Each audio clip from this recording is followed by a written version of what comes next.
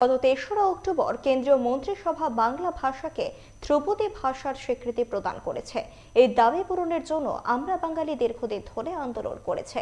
অবশেষে তাদের দাবি পূরণ হওয়ায় তারা খুশি। শনিবার সাংবাদিক সম্মেলনের মাধ্যমে আমরা বাঙালির নেতৃত্ব এই সিদ্ধান্তের জন্য দেশের প্রধানমন্ত্রী, কেন্দ্রীয় মন্ত্রিসভা সহ সংশ্লিষ্ট সকলকে ধন্যবাদ জানিয়েছেন। বাংলা ভাষা শ্রেষ্ঠ ভাষা, এত গুণাবলী থাকা সত্ত্বেও তাকে বাদ দেওয়ার পেছনে আমরা মনে করছিলাম যে একটা চক্রান্ত কাজ করছে। যাই হোক, শেষ পর্যন্ত আমরা আন্দোলনে যেতে বাধ্য হয়েছি।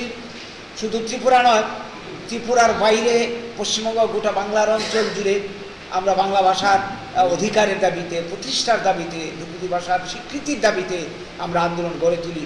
সেই আন্দোলনের সাক্ষী আপনারা, এই সাংবাদিক বন্ধু যারা রয়েছেন, আপনারা আমাদের আন্দোলনকে প্রত্যক্ষ করেছেন, আমাদেরকে সহযোগিতা করেছেন, এর জন্য আপনাদেরকে ধন্যবাদ। তো আজকে এই দীর্ঘ আন্দোলন এর ফলশ্রুতিতে আজকে আমরা স্বীকৃতি লাভ করেছি।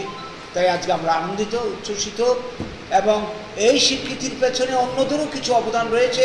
যেমন ত্রিপুরার বাংলা একাডেমি, তারাও তাদের মতো করে আন্দোলন করেছে, এবং পশ্চিমবঙ্গ আন্দোলন হয়েছে, বিভিন্ন জায়গাতে আন্দোলন হয়েছে।